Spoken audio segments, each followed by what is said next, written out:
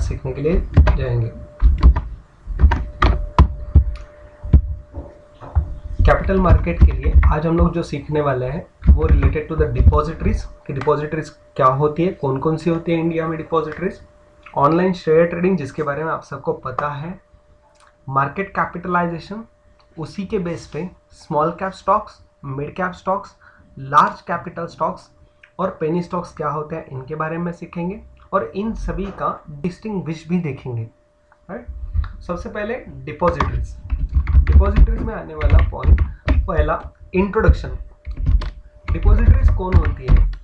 जो पहले कुछ दिनों के पहले ना शेयर ट्रेडिंग जो होता वो फिजिकल फॉर्म में होता था, जिसे फिजिकल सर्टिफिकेट्स दिए जाते थे हमारे इन्वेस्टर्स को और उन्हें उन्हीं सर्टिफिकेट्स को संभाल के रखना पड़ता था कि just to show that they are a owner of the company. जब भी किसी इन्वेस्टर को कोई सिक्योरिटीज परचेस करनी होती है या फिर सेल करनी होती है तो उन्हें उन फिजिकल सर्टिफिकेट्स को हैंड ओवर करना पड़ता था, जो ज़्यादातर टाइम कंज्यूमिंग हुआ करती थी।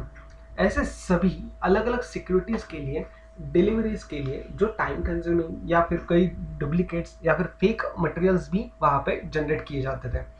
सो उन सभी को अवॉइड करने के लिए, इन्हीं सभी रीजंस के लिए कुछ इम्प्रूवमेंट जो टेक्नोलॉजी में हुई उसी के बेसिस पे जो इलेक्ट्रॉनिक मोड होता वो उस इलेक्ट्रॉनिक मोड में जो हमारी डिपॉजिटरीज है वो डिपॉजिटरीज में हमारे शेयर सर्टिफिकेट डिपॉजिट होने शुरू हुए।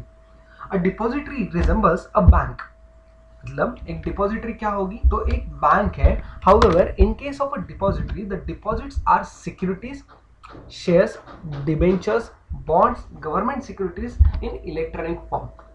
अगर आपने इससे पहले शेयर मार्केट के लिए जो इंट्रोडक्शन का वीडियो था उसे देखा होगा तो इलेक्ट्रॉनिक फॉर्म में जब हम लोग कुछ शेयर्स या इस तरह की सिक्योरिटीज रखते हैं तो उसे हम लोग डीमैट अकाउंट कहते हैं, जो हम डिपॉजिटरीज के पास ओपन करते हैं। डिफरेंट ब्रोकर्स होते हैं जो सब ब्रोकर्स होते हैं इन सभी डिपॉजिटरीज के लिए।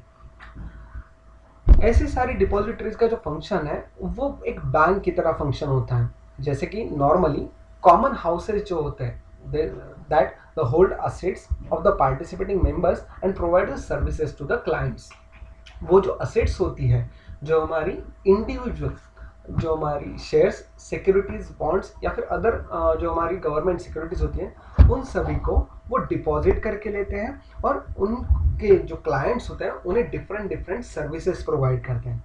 तो जनरली डिपॉजिटरी और बैंक इन दोनों में क्या डिस्टिंग्विश होगा या क्या डिफरेंसेस होंगे वो हम लोग नेक्स्ट पॉइंट में देखने वाले। डिपॉजिटरीज जो होती है they holds the securities in an account but banks holds the funds in an account.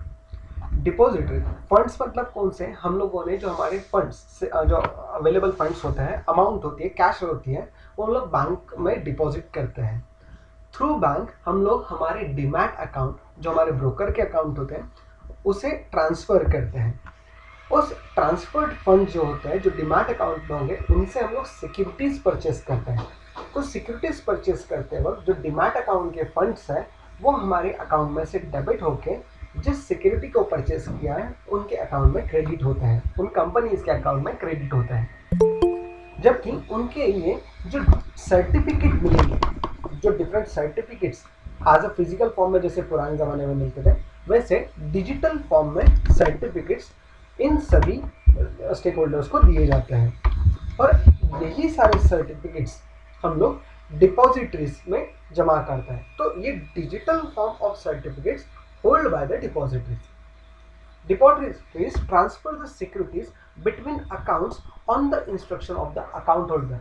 As a investor, as a buyer, अगर हमने कुछ सिक्योरिटीज जो हमारे डिपॉजिटरी अकाउंट में हैं उन्हें सेल करने के लिए इंस्ट्रक्शंस दिए तो यही डिपॉजिटरीज हमारे बिहाफ पे उन पर्टिकुलर सिक्योरिटीज को सेल करती है, उन पर्टिकुलर शेयर्स सर्टिफिकेट्स को सेल करती है, हैंड ओवर करती है टू द जो हमारे लिए सिक्योरिटीज के लिए बायर होंगे उनको। जबकि bank transfer the funds between accounts on the instruction of the account holder. एक में क्या ट्रांसफर होता है? सिक्योरिटीज ट्रांसफर होती है, दूसरे में फंड्स ट्रांसफर होता है। Third thing, assist in the transfer of ownership without having an to handle the securities. Normally जब ओनरशिप ट्रांसफर होती है तो ओनरशिप ट्रांसफर होते हुए उन पर्टिकुलर डिपॉजिटरीज में जो सर्टिफिकेट्स होते हैं, सिक्योरिटीज होती है, वो हम लोग ओनरशिप ट्रांसफर कर सकते हैं without the actual physical transfer of the securities. And in case of banks it assist in transfer without having to handle the money.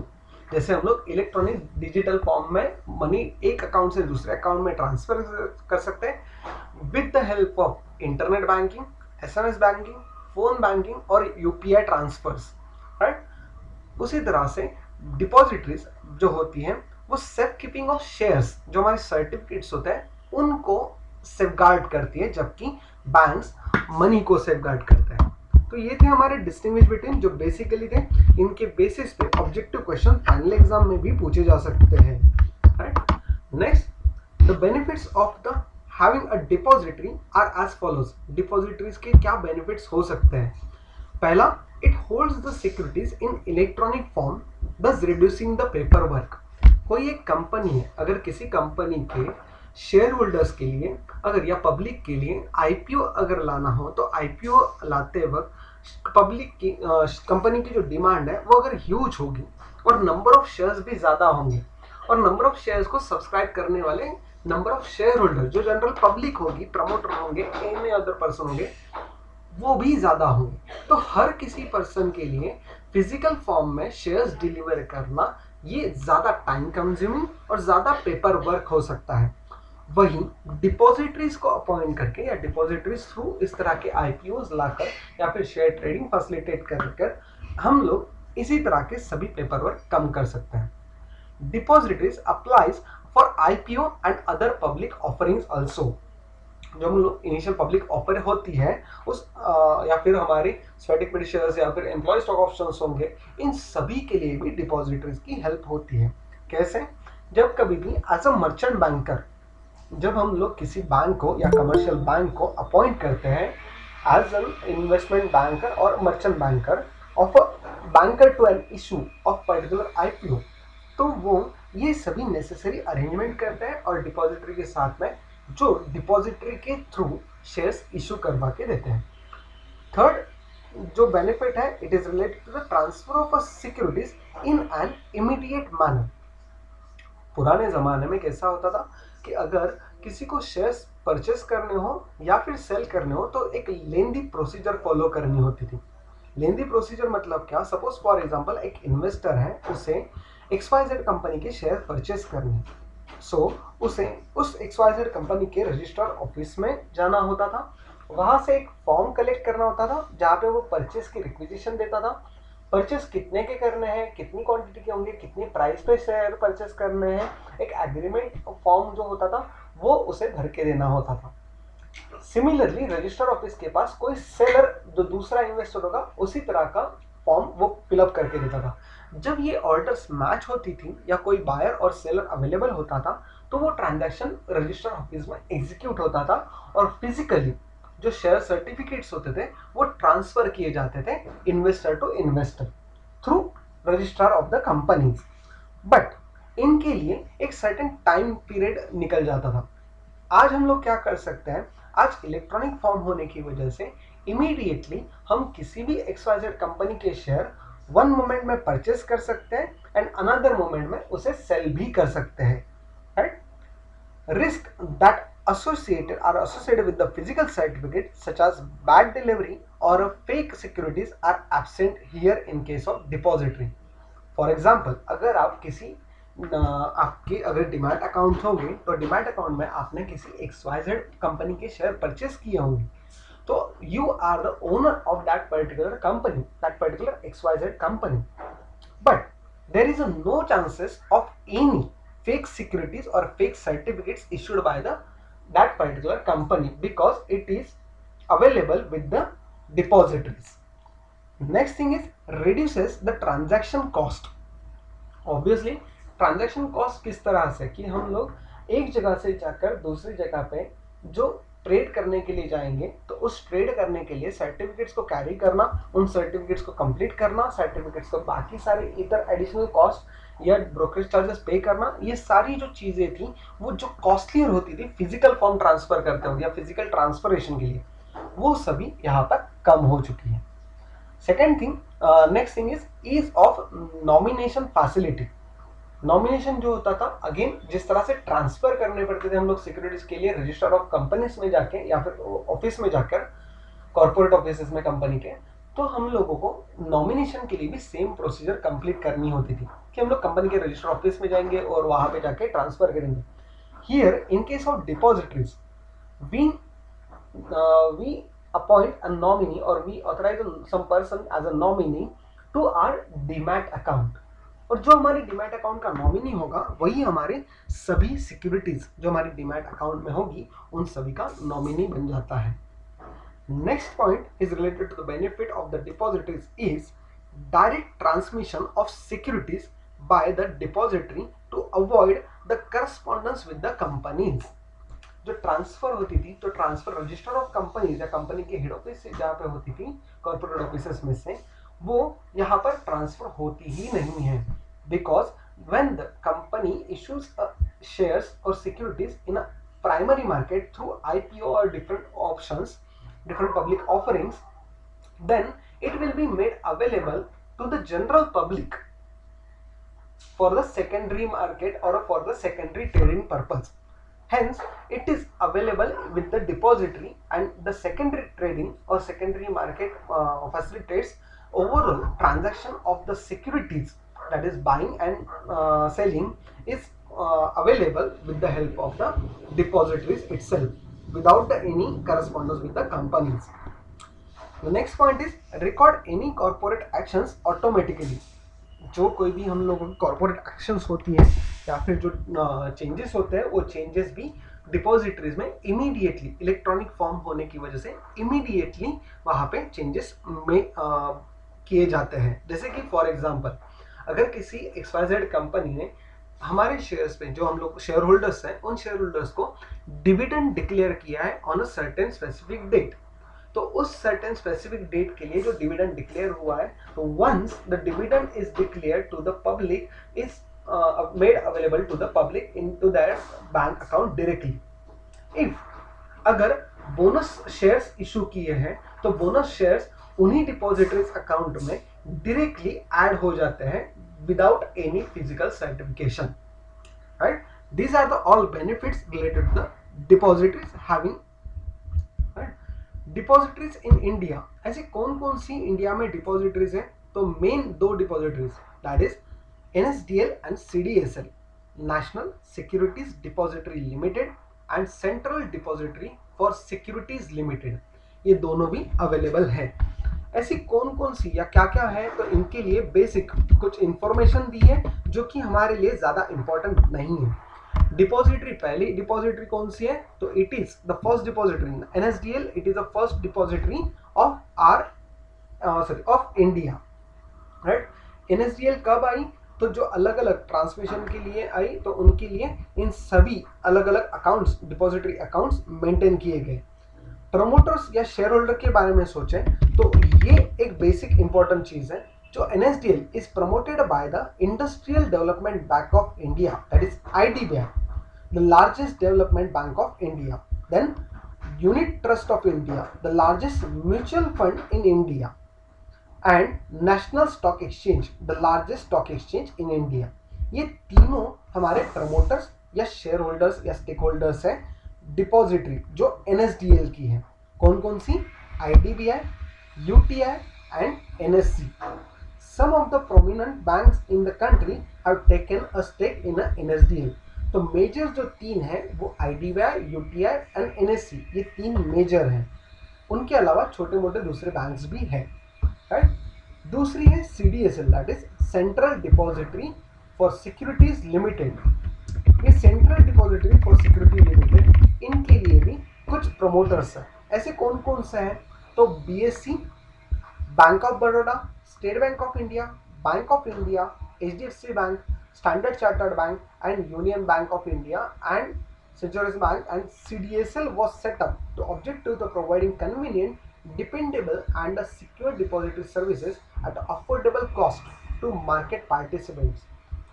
Right, तो CDSL जो है, ये CDSL और NSDL दोनों भी डिपॉजिटरी है, लेकिन दोनों भी कॉम्पिटिटर्स हैं। तो मार्केट में जो अलग अलग स्टेक होल्डर्स हैं, तो उनकी जो शेयर्स हैं, वो शेयर्स जो लिस्टेड होते हैं, तो वो इन सभी स्टॉक एक्सचेंजेस के थ्रू हमारी डिपॉजिटरी में डिपॉजिट किए जाते हैं। CDSL received the certificate of commencement of business from SEBI in February 1999. फरवरी 1999 में हमें certificate of commencement of business मिला था, जबकि 15 जुलाई 1919 में एक्चुअल जो हमारी ऑपरेशंस स्टार्ट हो गए। नेक्स्ट, बैंक ऑफ इंडिया जो थी, settlement of trades in the demat account mode through the bank of India share holding limited, right, boards of India share holding limited, the clearing house of the BSE started in July 1999। जो clearing house थी उसी के through ये सारी changes होते थे। साथ ही साथ में all leading stock exchanges like NSE, Calcutta stock exchange, Delhi stock exchange, the stock exchange Ahmedabad etc. have established the connectivity with the CDSL also. Right? As the end of the December 2007, over 5,000 issuers have admitted their securities, equities, bonds, debentures, commercial papers, units of mutual funds, certificates of deposits etc. into the CDSL system. मतलब क्या, लगभग 2007 और 17, 18, 19 से तक लगभग जितने भी सारे हमारे सिक्योरिटी प्रोवाइडर्स या सिक्योरिटी इशूअर्स है, कंपनीज हैं, वो सभी CDSL और NSDL के साथ में अफिलिएटेड या अटैच्ड है। जनरली फिजिकल फॉर्म में सिक्योरिटीज अब ज़्यादातर नहीं दी जाती है, राइट। तो ये दो डिपॉजिटरीज जो बेसिक NSDL एंड CDSL, इन दोनों के फुल फॉर्म इंपॉर्टेंट है ऑब्जेक्टिव्स के लिए, हमारे आने वाली एग्जाम के लिए भी, ठीक है, इंटरनल एग्जाम के लिए भी। What is NSDL, what is CDSL, ये भी हमारे लिए इंपॉर्टेंट रहेंगे, राइट, इनके फुल फॉर्म्स। बाकी इन डेप्थ नॉलेज कि इनके पार्टिसिपेंट्स कौन है या फिर इनके जो स्टेक होल्डर्स या प्रमोटर कौन है, ये ज्यादातर इंपॉर्टेंट नहीं है। Who are the depository participant? The next point is, who are the depository participants? Depository participant is described as an agent of the depository. They are intermediary between the depository and investor. The relationship between the depositories and the depository DPs and depository agent, depository participants, is governed by an agreement made between the two under the Depositories Act. Depository participant और depository head, उन दोनों के बीच में एक agreement होता है जो depository act के अंडर होता है। उनके बेसिस पे इन दोनों को गवर्न किया जाता है, इन दोनों की एक्टिविटीज गवर्न होती है। Characteristics of the depository participants, क्या क्या करते हैं डिपॉजिटरी पार्टिसिपेंट? डिपॉजिटरी पार्टिसिपेंट्स मतलब कौन? वो आर द ब्रोकर्स और issuers of the securities, right. तो ये क्या क्या करते हैं? They act as an agent to the depository, customer interface of depository. They functions like a securities bank. They provide the account opening also. They facilitate the dematerialization also. Dematerialization, that is demat accounts. Instant transfer of shares on payout of funds. जब payout होते हैं या फिर जो हमारे shares की cell होती है तो instant transfer to one investor to another, ये फैसिलिटी प्रोवाइड करते हैं। साथ ही साथ में credits to the investor in IPO rights और बोनस। जब IPO आता है तो इन्वेस्टर के अकाउंट में शेयर्स को वो क्रेडिट करता है।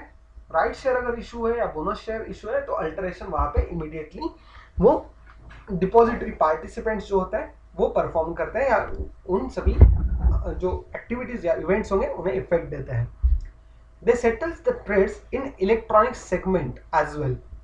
जो जनरली जो कुछ ब्रोकर ऐसे हैं कि जो अभी भी ऑफलाइन काम करते हैं और कुछ ब्रोकर ऐसे हैं कि जो ऑनलाइन काम करते हैं, राइट। तो इलेक्ट्रॉनिक फॉर्म में भी डिपॉजिटरी पार्टिसिपेंट्स हमारे शेयर ट्रेडिंग जो होती है उन्हें ट्रांसफर करते हैं या फिर फैसिलिटी प्रोवाइड करते हैं। ये थी हमारी डिपॉजिटरीज। The next point is related to the online share trading. अब शायद ही हमारे लेक्चर में कोई होगा कि जिसे ऑनलाइन शेयर ट्रेडिंग होता क्या है वो पता नहीं है। लेकिन फिर भी एक ही बात है, बेसिक जब हम लोग फिजिकल स्टॉक एक्सचेंज करते थे, फिजिकल सिक्योरिटीज एक्सचेंज करते थे, वो अगर हम लोग डीमेटेरियलाइज फॉर्म में अगर एक्सचेंज करते हैं, ऑनलाइन एक्सचेंज करते हैं, तो उसे हम लोग ऑनलाइन शेयर ट्रेडिंग कहते हैं, जिनके कुछ एडवांटेजेस और डिसएडवांटेजेस यहाँ पे एन्यूमरेट करके दिए हैं। एक के बाद हम लोग डायरेक्टली पढ़ेंगे। In case of a share online share trading, you have the ability to manage your own stock portfolios. हम लोगों के पोर्टफोलियोज हमें खुद को वहां पे मैनेज करते आ सकते हैं। More control or flexibility over the types of transaction you choose to conduct. जिस तरह के बाइंग एंड सेलिंग ट्रांजैक्शंस या सिक्योरिटी सिलेक्शंस होंगे वो हम लोग हमारे खुद के लिए मोर फ्लेक्सिबली चूज कर सकते हैं। The commission cost of trading are significantly less than the service by the professional brokers. अगर हम लोगों को खुद को ऑनलाइन ट्रेडिंग आता है तो जो ब्रोकर के कमर्शियल चार्जेस है उतने छोड़कर हम लोगों को एडिशनल जो सर्विस कॉस्ट होती है वो बेयर नहीं करनी पड़ती है। Next, you can get access to the lower fee mutual fund investments. जो म्यूचुअल फंड में इन्वेस्टमेंट हम लोग करते हैं तो हम लोग directly without any intervention, without any broker हम लोग म्यूचुअल फंड्स परचेस कर सकते हैं। Online brokerage firms tends to offer their clients a slew of tools, including real-time level 2 stock quotes, news, then financial tools and graphs to help you to do research. Online share trading के लिए जैसे कि हम लोगों ने investment management में भी सीखा है कि डिफरेंट जो स्टॉक ब्रोकर्स होते हैं वो स्टॉक ब्रोकर्स अलग अलग सर्विसेज प्रोवाइड करते हैं। तो इस तरह से कोई रिसर्च फर्म या रिसर्च ग्राफ्स या फिर ओवरऑल जो रिसर्च टूल्स पर्टिकुलर सिक्योरिटीज के लिए वो हम लोगों को ऑनलाइन ट्रेडिंग के लिए अवेलेबल होती है। Then some online brokers will provide their clients to free access to high quality research reports also, which are created by the Standard and Poor and other predominant financial players. Additional records होते हैं, reports होते हैं, financial reports होते हैं, वो भी हमें available होते हैं। Then online account investors have access to their accounts for entire day. Even the market is available market trading hour is 9:15 to 3:30 PM only. जो हमारी ओवरऑल शेयर ट्रेडिंग होती है उनको ट्रेडिंग खत्म होने के बाद after the trading hours we can check our Demat account through the online trading portals of the different brokers. As long as you have access to a computer and the internet, you can take the step to manage your finances wherever you may be. जहाँ हम लोगों के पास में available ये सारी facility होगी हम इस तरह के ऑनलाइन शेयर ट्रेडिंग के एडवांटेजेस ले सकते हैं। Disadvantages, first time investor may get stuck into the technology and may temporarily forget that they are actually using the real money.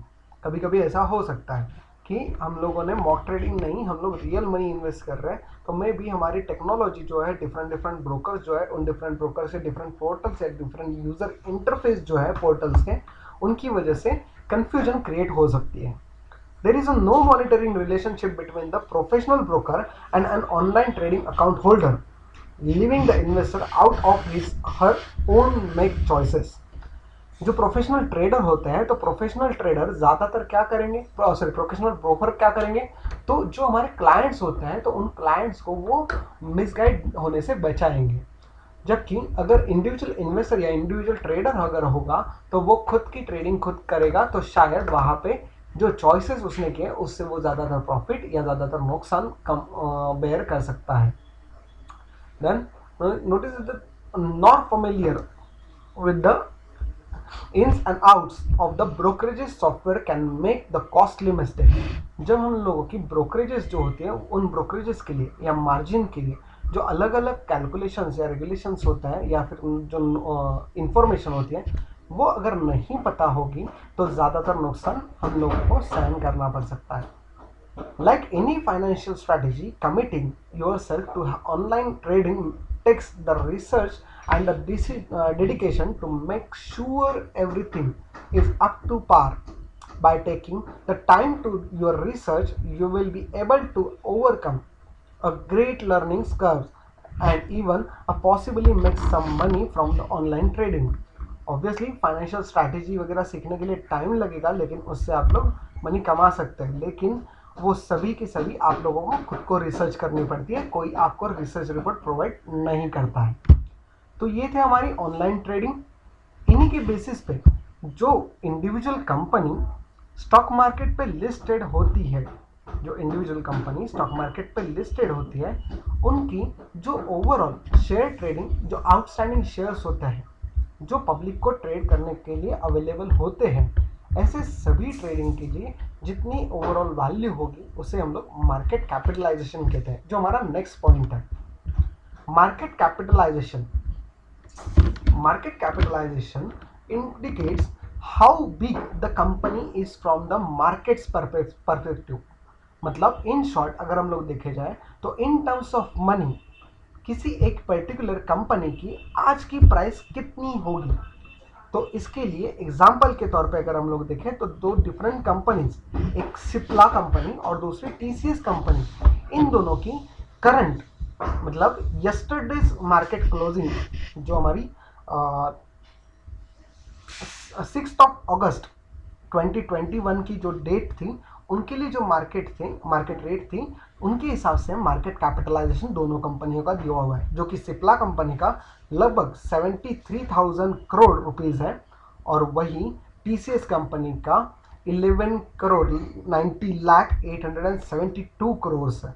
मतलब नियर अबाउट 12 करोड़ रुपीस ये हमारी TCS कंपनी की valuation है। So valuation is what how it is calculated, the market capitalization is equal to market price of the stock into the number of shares outstanding. What is outstanding? Which means the shares held by the public. कोई buyers होंगे, कोई sellers होंगे जो trading के लिए available होंगे, ऐसे सभी shares into the market price of the stock will give us the market capitalization of that particular company. जिस कंपनी का मार्केट कैपिटलाइजेशन सबसे ज़्यादा होगा वो हमारी स्टॉक मार्केट में लिस्टेड टॉप मोस्ट कंपनी बन जाती है, राइट। एग्जाम्पल अगर कैलकुलेशन के बारे में सोचें, if the stock A has a current market price of ₹20 per share and there are 1 lakh shares in the hands of the public investors, then the stock A has a or company A has a capitalization of ₹20 lakh. Clear everyone? I hope आपको depositories, online share trading और market capitalisation ये पहले 3 points cover हो। ये जो market capitalisation होता है, जो शेयर्स पब्लिक के पास होते हैं इनटू मार्केट प्राइस, ऐसे मार्केट प्राइस में हम लोग मार्केट कैपिटलाइजेशन के बेस पे हमारे कॉमन स्टॉक्स जो लिस्टेड होते हैं, शेयर्स लिस्टेड होते हैं स्टॉक एक्सचेंजेस पे, उनको सेग्रीगेट करते हैं या डिवाइड करते हैं into different categories, that is small cap stock, mid cap stocks, large cap stocks and penny stocks. What is cap stocks? There is capitalization, mid capitalization stock, small capitalization stocks, right? पहला small capitalization stocks, the stocks of a small companies that have the potential to grow the rapidly are classified as the small cap stocks. These stocks are the best option for the investor who wishes to generate a significant gains in the long run, as long as he does not require the current dividends and can withstand the price volatility. Generally, companies that have the market capitalization in the range up to 250 crores are small cap stocks. Generally, companies जिनका market capitalisation 250 crore से कम है वो हमारे small cap stock में classify होता है। As many of these companies are relatively new, it is difficult to predict how they will perform in the market. Being a small enterprises, growth dramatically affect their values and revenues also. On the other hand, the stock of these companies tend to be the volatile and may decline dramatically also, because the capitalization जो कुछ भी है वो कम होने की वजह से, और साथ ही साथ में उनकी जो फ्यूचर ग्रोथ्स है इनके बारे में ज़्यादातर इंफॉर्मेशन अवेलेबल ना होने की वजह से इन तरह की स्टॉक्स में वोलाटिलिटी ज़्यादा होती है. Most initial public offerings are for the small cap companies, although these days large companies do tend to be the source the capital markets for the expansion plans. आपको अगर याद हो तो प्रीवियस कुछ डेज में जोमेटो कंपनी का IPO आया था, जो हमारी फूड डिलीवरी सिस्टम कंपनी है. तो उनके आईपीओ के लिए लिस्टिंग होते वक्त लगभग 126 की प्राइजेस पे लिस्ट हुआ था, और नियरली 148 158 तक की level, high level listing day पे हम लोगों ने देखी थी. अगेन जब 158 की लिस्टिंग डे की प्राइजेस थी, वहां से लेकर अगेन 120 के लेवल की डाउनसाइड ट्रेंड्स वहां पे देखने को मिले इन अ शॉर्ट रेंज, राइट. इस तरह के स्मॉल कैपिटल जिनकी कैपिटलाइज वैल्यू या कैपिटलाइजेशन 250 करोड़ से कम होती है, वो हमारे स्मॉल कैप स्टॉक्स होते हैं, राइट. यहाँ पर हम लोग शॉर्ट में लिख के रखते हैं, जो हमारा हेडिंग है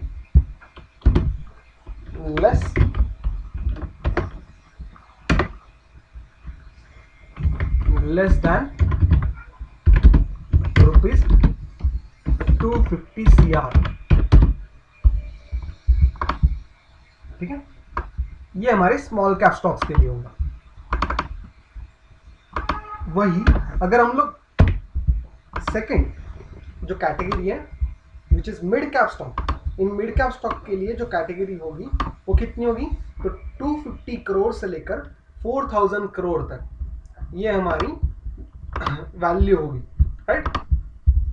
मिड कैप स्टॉक के लिए mid cap stock is ranges between the 250 CR rupees 250 CR to 400 CR. ये हमारी रेंज होगी मिड कैप स्टॉक के लिए, और इसी रेंज के लिए हम लोग कंसीडर करेंगे और आगे बढ़ेंगे. मिड कैप स्टॉक और the typically stocks of a medium sized company, जो कि स्मॉल भी नहीं है और लार्ज भी नहीं है. ऐसी सभी कंपनीज हमारी मिड कैप स्टॉक्स कहती है, राइट. ये mid cap stock company generally baby blue chips companies जो होती है, बेबी ब्लू चिप्स कंपनीज जो मतलब हमारी बेसिक ब्लू चिप कंपनी होंगी, उनकी कुछ सब्सिडरीज या फिर अच्छी खासी रेंज के जिनके फंडामेंटल स्ट्रॉन्ग होंगे, वो सभी कंपनीज यहाँ पर कंसिडर होती है. They are like the blue chip stocks but lack their sizes. These stocks tend to grow well over the long run also, right. ऐसी मिड कैप कंपनीज भी हम लोग देख सकते हैं. लार्ज कैप स्टॉक, अब लार्ज कैप स्टॉक के लिए जो क्राइटेरिया होगा, ये क्राइटेरिया जनरली जो हमारी ब्लू चिप्स कंपनीज होती हैं वो सारी की सारी हमारी लार्ज कैप स्टॉक्स होती है, जैसे कि रिलायंस, टाटा, ICICI, ये सभी लार्ज कैप स्टॉक्स है जो हमारी ब्लू चिप फर्म्स है. इन सभी की वैल्यूज अगर हम लोग देखे जाए तो जो कैपिटलाइजेशन होगा वो 400 CR से ज्यादा होगा, rupees more than rupees 400 crore से अगर मार्केट कैपिटलाइजेशन होगा तो ये सभी के सभी हमारी क्या होगी, ब्लू चिप्स कंपनीज होंगी, more than 400 CR, 400 crore, right. Being established enterprises, they have at their disposal large reserve of the cash to exploit the new business opportunity, right. They come investor however gain the advantage of the reaping relatively higher dividends compared to the small and mid cap stocks, while also ensuring the long term the preservation of their capital. Large capital stocks जो होते हैं उनमें अगर हम लोग invest करते हैं तो ज्यादातर हम लोगों को हमारी कैपिटल के लिए जो हम लोगों ने इन्वेस्टमेंट की है उन इन्वेस्टमेंट की सेफ्टी हम लोग वहां कंसीडर करके चल सकते हैं, because of the large availability of the cash with the blue chip companies, right. Penny stock simply जो छोटे छोटे नंबर ऑफ शेयर जिनकी प्राइस जो होगी वो कम होगी, ऐसे सभी के सभी शेयर्स हमारे पेनी स्टॉक्स होता है, जिनकी रेंज लगभग रुपीज 1 to 2 रुपीज से लेकर 20 to 30 रुपीज या फिर उससे ज्यादा भी होंगी, और जिनका मार्केट कैपिटलाइजेशन भी अप्रोक्सीमेटली कम होगा. ऐसे सभी के सभी पेनी स्टॉक्स में कंसिडर किए जाते हैं या फिर क्लासिफाई किए जाते हैं। इन सभी penny stock, large cap stock और mid cap stock, small cap stock, इन सभी में से सबसे रिस्कियर जो इन्वेस्टमेंट होगी वो हमारी पेनी स्टॉक में होती है, because the penny stock is related to the lower price of the shares and which may turns into the zero, may it be, right? Then the distinguish between the last point of the today's lecture, distinguish between the large cap, mid cap and small cap funds. Basic जो distinguish के लिए चार अलग अलग particulars हैं वो है ideal investor profile, risk, availability of the information and then potential growth. इन सभी चार पॉइंट्स पे हम लोग इन्हें ज़्यादातर डिस्टिंग्विश करते हैं। लार्ज कैप जो होती है वो कंजर्वेटिव इन्वेस्टर जो होते हैं वो long term investment time horizon के लिए इन्वेस्ट करते हैं। मिड कैप के लिए मॉडरेटली जो रिस्क टॉलरेंट इन्वेस्टर होते हैं जो लॉन्ग टर्म इन्वेस्टमेंट के लिए प्लान करते हैं। और स्मॉल कैप जो होते हैं वो एग्रेसिव इन्वेस्टर होते हैं जो शॉर्ट टर्म गोल्स अचीव करने के लिए इन्वेस्ट करते हैं स्मॉल कैप कंपनीज में। रिस्क लेवल अगर देखा जाए तो लार्ज कैप स्टॉक जो होता है उन सभी कंपनीज में रिस्क लेवल कम होती है, जबकि मिड कैप और स्मॉल कैप जो स्टॉक्स होते हैं उनमें ज्यादातर रिस्क लेवल हाई होती है कंसिडरेबली। जो इंफॉर्मेशन है वो इंफॉर्मेशन के बेसिस पे अगर हम लोग कंसिडर करें तो लार्ज कैप स्टॉक जो होते हैं वो लेस वोलाटाइल होते हैं और हाईली लिक्विड होते हैं। लेस वोलाटाइल और हाईली लिक्विड मतलब क्या कि उनमें वोलाटिलिटी कम होती है, बाइंग एंड सेलिंग कम होती है, जिनमें हमारी कैपिटल लॉस होने की चांसेस कम होते हैं। जबकि मिड कैप स्टॉक्स जो होते हैं वो स्लाइटली वोलाटाइल होते हैं और क्वाइट लिक्विड भी होते हैं। स्मॉल कैप स्टॉक जो होते हैं वो हाईली वोलाटाइल होते हैं। हाईली वोलाटाइल मतलब अगर उनमें 1 या 5 पैसे की, सपोज 10 रुपीज का शेयर होगा और उसमें 50 पैसे की अगर मूवमेंट आई तो नियर अबाउट वो 5 to 10% की अप या डाउन साइड मूवमेंट देकर जाता है, जिनके लिए 20 या 30% की अपर सर्किट्स भी है, राइट। तो अगर 20-30 मूवमेंट्स अगर दे मिलती है तो 20-30% immediately one single day profits हो सकते हैं या लॉसेस भी बेयर करने पड़ सकते हैं। जो ओवरऑल ग्रोथ जो होती है वो स्मॉल कैप मिड कैप में लगभग ग्रोथ हायर लेवल की होती है, हाई लेवल की होती है, जबकि लार्ज कैप जो स्टॉक्स होते हैं उनमें ज्यादातर पोटेंशियल ग्रोथ, एक स्टेबल रिटर्न्स जो होता है वो मिलते हैं। ये सभी पॉइंट जो डिस्टिंग्विश बिटवीन से रिलेटेड है